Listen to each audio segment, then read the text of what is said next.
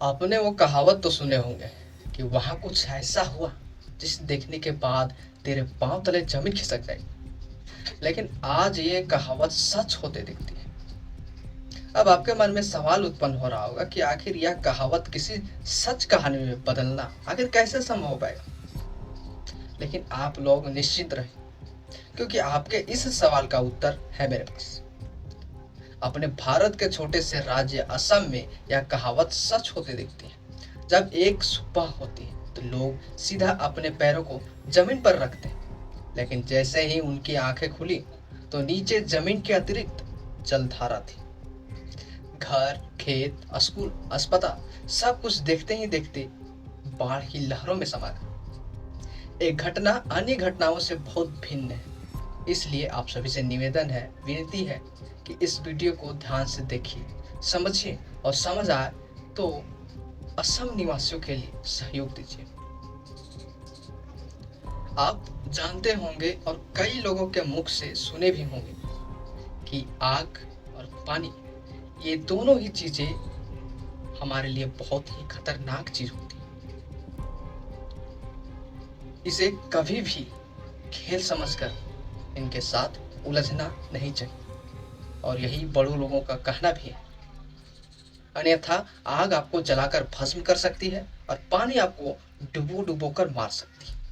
लेकिन यह कथन जितना सत्य सिद्ध होता है उतना ही विपरीत की ओर बढ़ रहा है, क्योंकि असम वासियों ने इस बार ना कोई इस जल के साथ कोई छेड़खानी की है और ना उसके साथ उलझे। फिर आखिर क्यों बाढ़ पूरी असम को डुबो दी?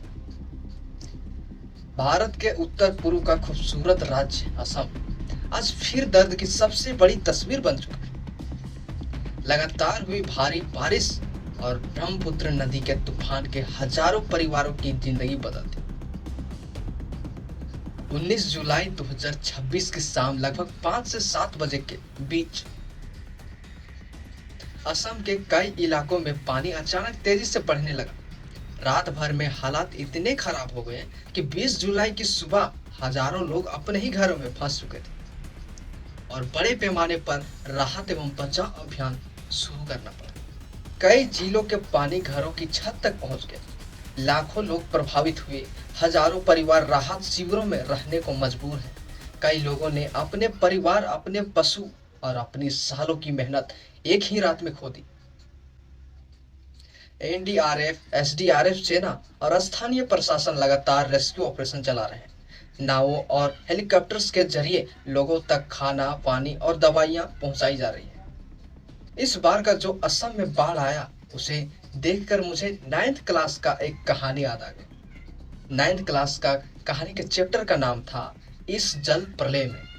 उस कहानी में हमने देखा था कि किसी इसी भांति वहां पर भी भयानक बाढ़ आती है और बाढ़ के कारण उस गांव के अनेकों घर, जानवर, जगह जमीन, इंसान सहित बाढ़ में समा जाते हैं। ठीक उसी प्रकार आज हमारे असम में जो हुआ और बाढ़ आया, उसे हम बाढ़ के अतिरिक्त इस जल प्रलय के भांति जल प्रलय भी बोल सकते हैं, क्योंकि प्रलय जहां जहां आती है वहां सब कुछ ध्वस्त कर देती है और हमारे असम में भी इस जल प्रलय की भांति ही सब कुछ तबाह कर दी।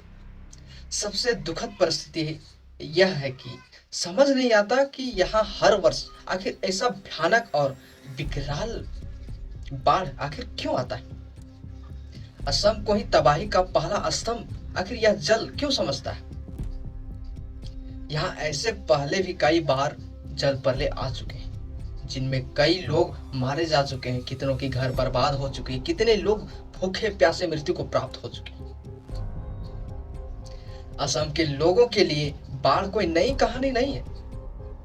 1954 से लेकर 2026 तक ब्रह्मपुत्र का कहर बार बार इनको सता रही,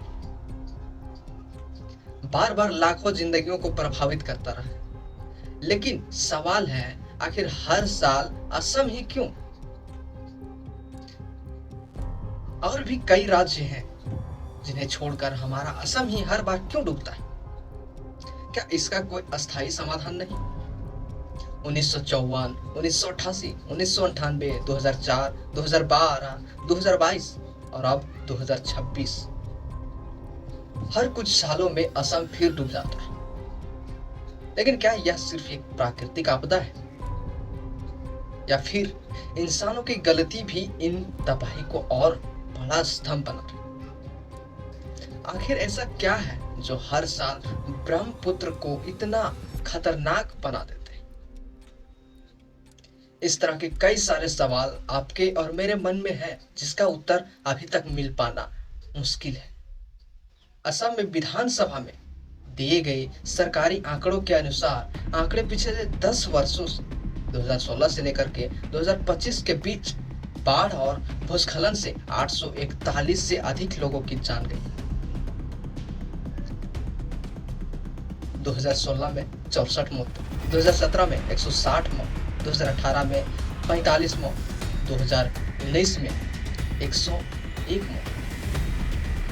ऐसे ही कई वर्षों में भी कितनी मौतें जा चुकी हैं, जैसे कि 2020 में 124 मौतें, 2021 में सिर्फ 8, जो कि कम था, 2022 में 181 मौत, जो कि बाढ़ के अनुसार 2022 में बहुत ही खतरनाक है, 2024 में 100 से अधिक मौत, और 2026 में, जो कि इस बार 5 से 6 दिन पहले हुआ है, जुलाई अगस्त वर्तमान बाढ़ के दौर में अब तक टोटल 82 लोगों की मौत की पुष्टि हो चुकी और लाखों लोग इस बाढ़ से प्रभावित भी हुए। यह साल इस असम का है जहां पर हर साल बाढ़ आती है और कई लोगों की बेगुनाह में भी उनकी जान ले जाती है। सबसे बड़ा सवाल, अगर दुनिया के कई देशों ने बाढ़ पर काबू पा लिया तो असम आज भी हर साल आखिर क्यों डूबता है? पार्ट 2 में हम बताएंगे ब्रह्मपुत्र की वो सच्चाई जिसे जानकर शायद आप भी हैरान। अगर आपको लगता है कि पूरे देश को असम के दर्द के बारे में जानना चाहिए तो इस वीडियो को शेयर करें, क्योंकि जागरूकता ही बदलाव की पहली शुरुआत है। और पार्ट 2 में हम यह भी जानेंगे कि भारत के कौन कौन से ऐसे क्रिएटर्स, कौन कौन से लोग हैं जो असम के निवासियों के लिए मदद कर रहे हैं। तो जितना हो सके इस वीडियो को लाइक शेयर कीजिए और असम के लिए 2 शब्द कमेंट में जरूर लिखिए। और पार्ट 2 वीडियो के लिए चैनल को सब्सक्राइब जरूर कर लीजिए। धन्यवाद।